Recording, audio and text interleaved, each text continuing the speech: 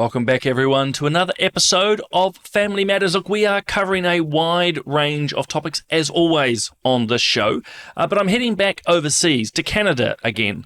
And actually, we're going to be talking into the pro-life space and abortion in particular. So I am absolutely delighted to welcome to the show Quiana Casamayor.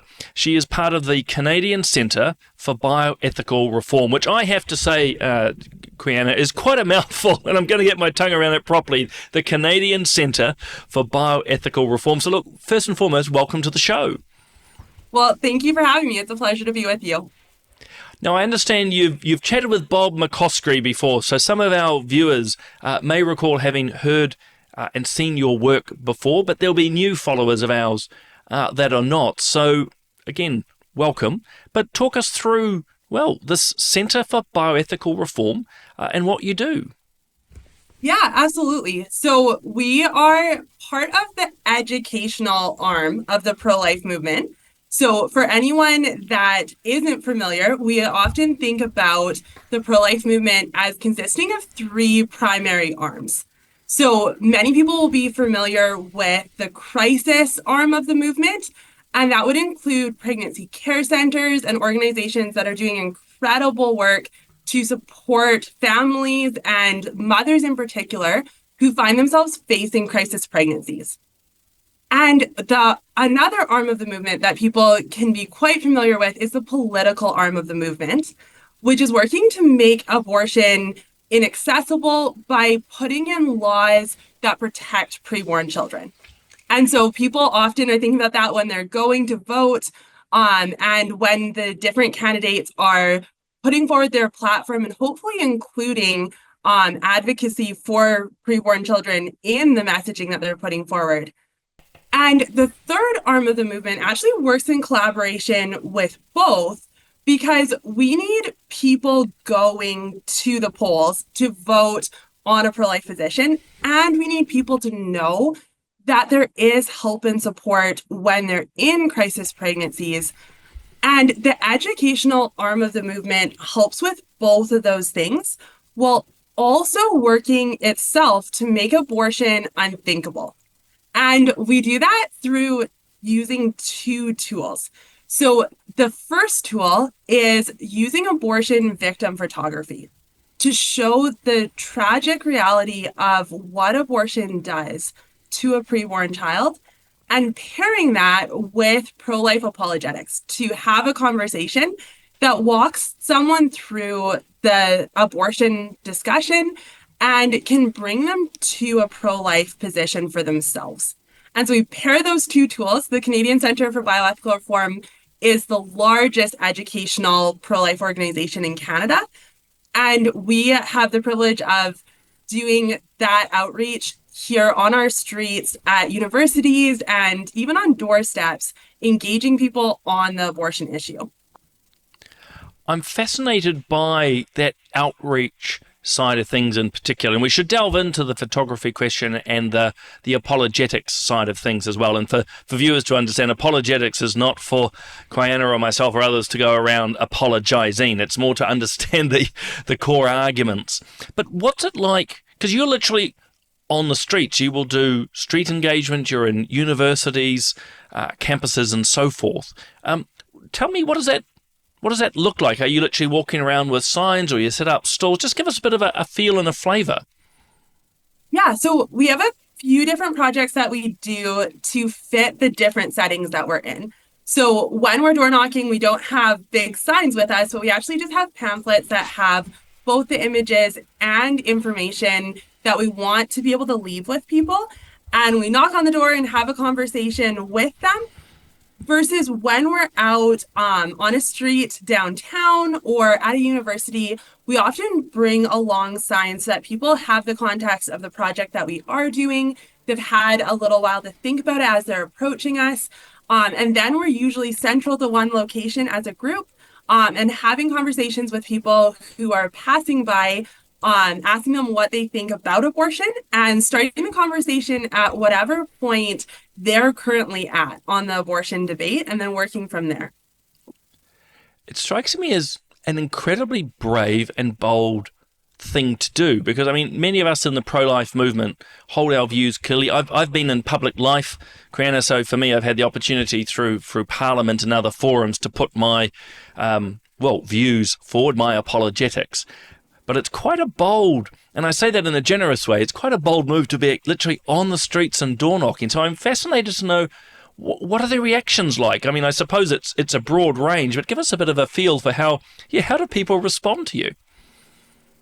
Yeah, absolutely. So, like you said, there is a broad range of responses because there's a broad range of perspectives that people hold on the abortion issue.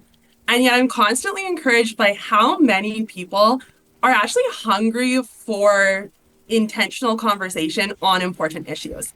I think as a society, oftentimes we avoid issues or we consider them kind of a political debate, but there's not a lot of opportunity for just an open discourse back and forth without heated feelings and that kind of thing. And so that's what we're actually bringing to people on the street. And so we do see people that are not ready to have the conversation, but we see a ton of people who are and want to engage and think through. And so we're looking to encourage and inspire those who are already pro-life to actually be bold, be courageous, stand up and advocate for children who cannot do that for themselves. They are voiceless, but we are not. We're just sometimes afraid to use the voice that we do have the opportunity to use.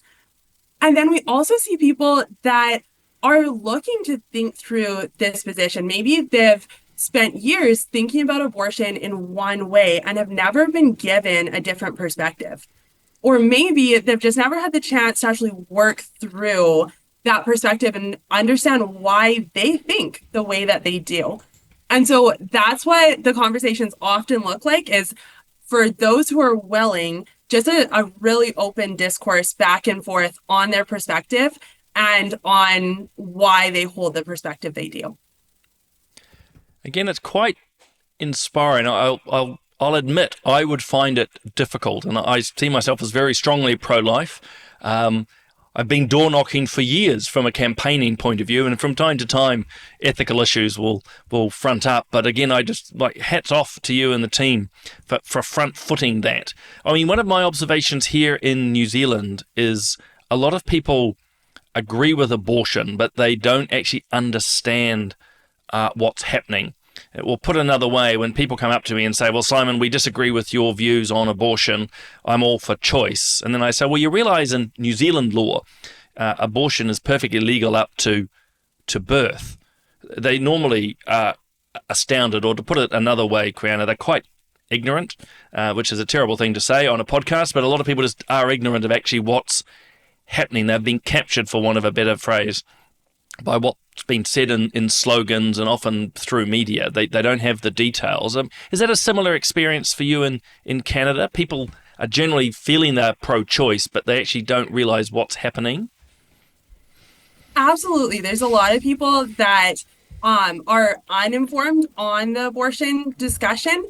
And there's also a lot of people that may be hearing snippets of news from other places. We get a lot of the news from the USA, and kind of the political situation there. And so people can often assume that there's a similar stance in our country as there are in other places.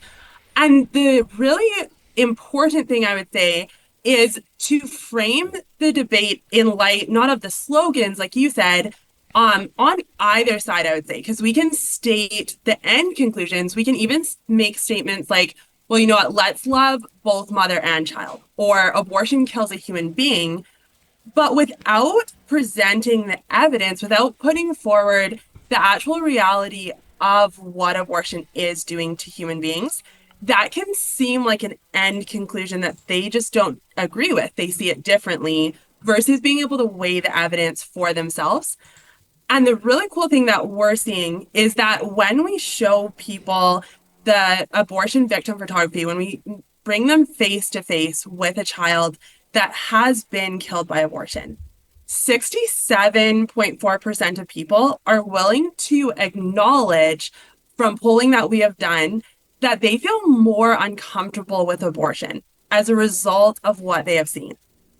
And when we pair that with the conversations that we're having, we see 1 in 4, so about 28% of people who support abortion originally become fully pro-life in the course of a single conversation, with an additional 20% become significantly more. So they might not be ready to say that abortion is never needed or never okay, but they're willing to say that they're not comfortable with it, whether it's late term in the pregnancy, as you brought up, or whether it's in certain circumstances that they feel can be resolved in other ways. And so that's the change that we're seeing as we engage people who may not have been well informed or had the opportunity to think through the issue ahead of that interaction. I think it's that confronting side, isn't it? As you've said, it's these are victims, and actually, it's not a victimless crime, and it's a very visual. Well, it's a visual representation, isn't it? So, but as I say, quite confronting. I know it's been a bit of a debate point here in New Zealand, when we had what's now our very extreme abortion law passed. There was some of the, what's the acronym? AVP, abortion victim photography. It did certainly affect some people. Unfortunately, in some cases, it affected them negatively too. A few people really got entrenched. It was like, how dare you show me the reality?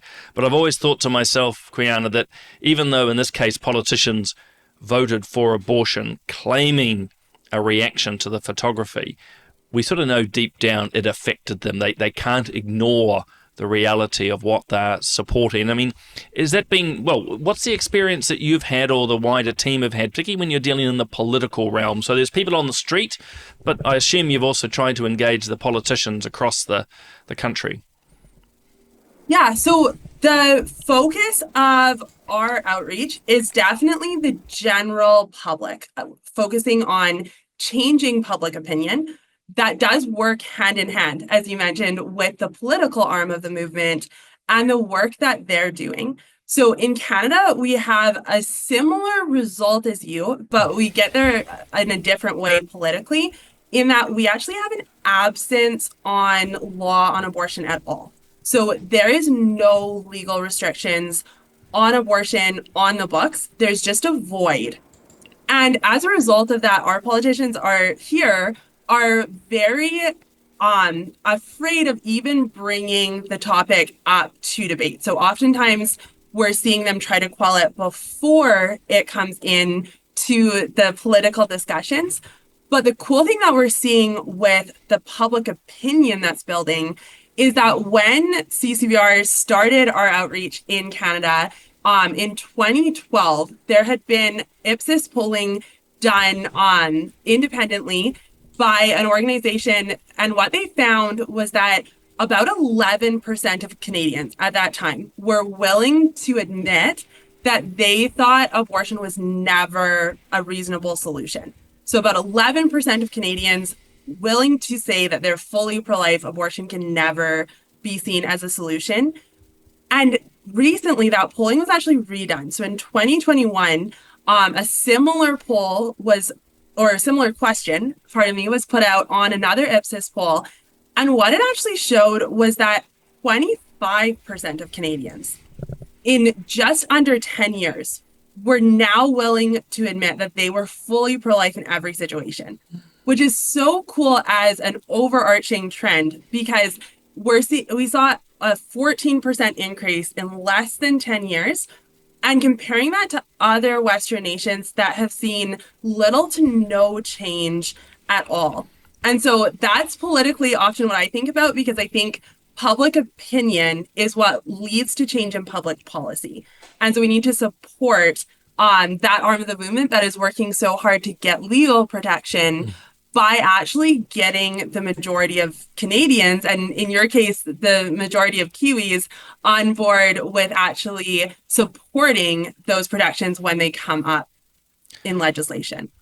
Well, that's where I can see, I mean, as an observer of what you're doing in Canada, where there's real effectiveness, as you say, by actually pitching to the public, focusing efforts there that can then feed into the political. And it's not, I suppose I'm thinking in the New Zealand context, and there's many groups here doing great work, but often a lot of focus is trying to convince the members of parliament to make a change. And a lot of the resistance at times is the MPs here, or the members of parliament, don't feel the call or demands from the general public. In fact, they're quite afraid of these topics. So again, I can see the real benefit of what you're doing by literally taking it to the streets and getting that public conversation going. But did I hear right? There isn't abortion law, so to speak, in Canada, or did I mishear some of the elements there? Because New Zealand, it used to be a criminal offence because it was seen as a human life, and therefore there had to be an exemption for abortion. Now it's put in healthcare legislation and is completely open, but you don't have it on the books, hence they're able to do it. Would that be a simple way to phrase it? Yeah, so we did have an abortion law that was actually struck down just over 50 years ago.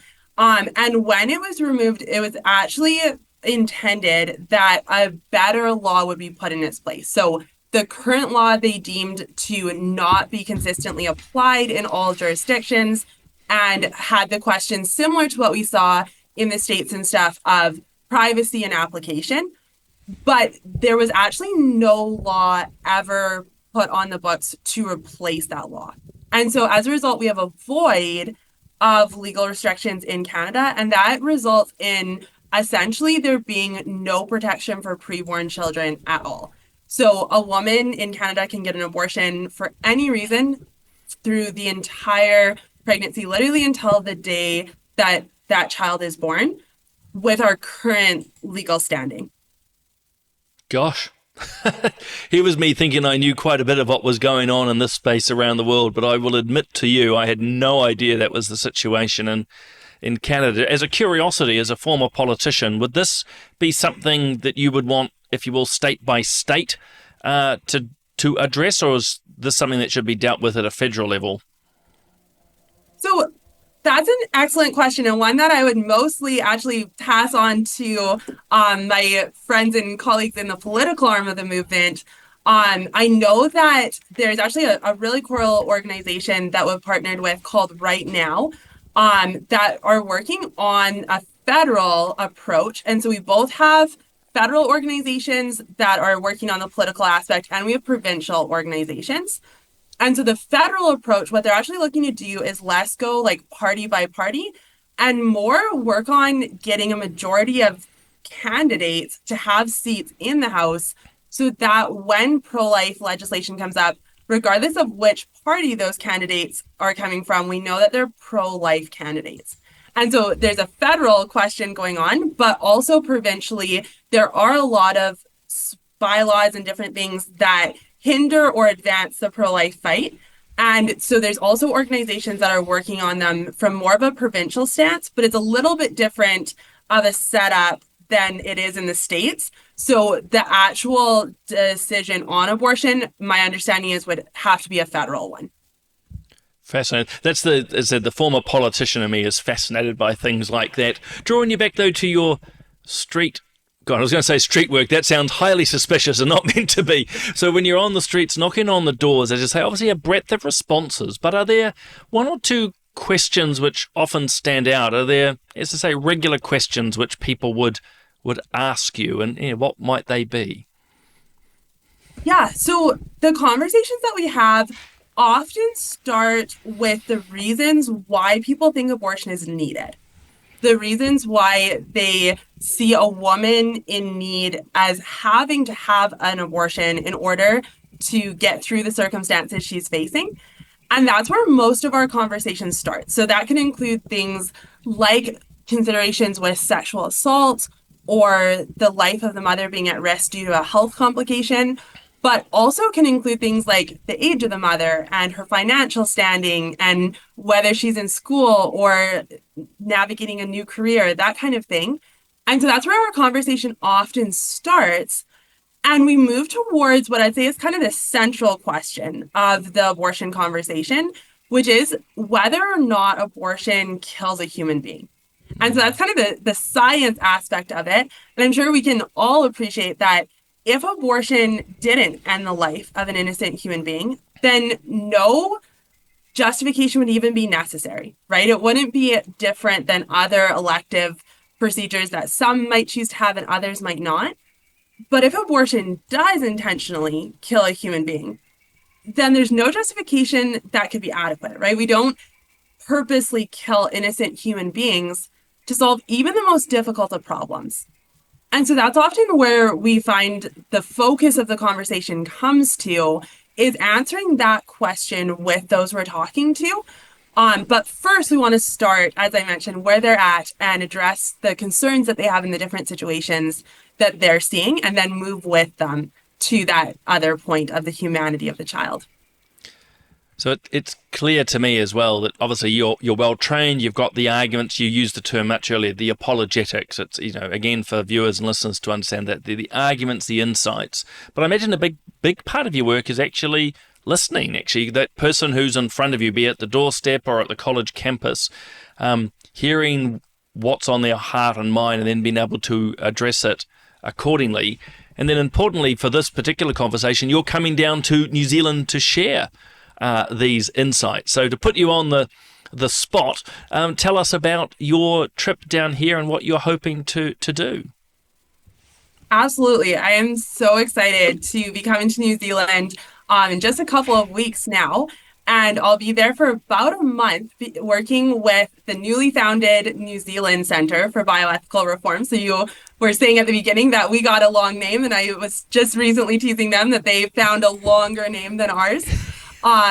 So we will be working together hand in hand with the local team.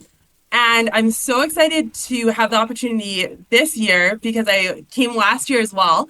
But this year we'll be doing a bit of a tour on both the North and the South Island. So we'll be making different stops, and at each of the stops, I'll actually be providing training for pro-lifers in how to have these conversations. Both, as I mentioned, like we do on the streets, at doorsteps, to be able to start seeing change in that public opinion sphere that we have been talking about, but also for those who want to take this back to their own communities and talk with family members and friends. The training that we'll be going through is going to be the street tested arguments and considerations that we see changing minds on a daily basis here in Canada, and they're seeing in their work in the New Zealand with the New Zealand Centre for Bioethical Reform. And so we'll be providing training in that. And we're also going to be going out and doing the outreach in each of these locations. And so if anyone's interested in joining us for the training and seeing how these conversations unfold, they can find all the details for the different stops and dates on endthekilling.nz, which is the New Zealand Centre for Bioethical Reform's website. And on Facebook, if you have Facebook, it's the New Zealand Centre for Bioethical Reform. And so either one of those locations will give you the information you'd need to join us and hear the training that I'll be providing while I'm down there. I'd love to have people out at the stops and be able to provide as many people as we can with the tools that we're seeing be really effective and bring change here in Canada. Well, I suppose that's one of the key points, isn't it? There's a lot of synergies or similarities between Canada and New Zealand. So the lessons that you have learned, the experience, is great to be able to bring down here. And maybe one of the sort of final thoughts from my side, from what you've been saying, or reflections, Quiana, from what you've been saying, is we shouldn't actually be afraid to talk about these issues. And, the paradox, I'm sure it's the same in Canada, is more often than not, we avoid the difficult conversations. We actually avoid the very conversations we should be having. So look, thank you for your time today, and obviously sharing a little bit, because I know there's an enormous amount of work that you guys do there, but sharing a little bit of that work, the way you approach things. And again, very exciting to know that you're coming back to New Zealand. And just remind people again, if they want to find out the New Zealand details, the website to go to is endthekilling.nz. And if you want to check out Quiana's work in Canada, just replace the .nz with .ca, and voila, it's all sorted. Quiana, thank you so much for being on the show today. Look forward to welcoming you to New Zealand. Thanks for having me.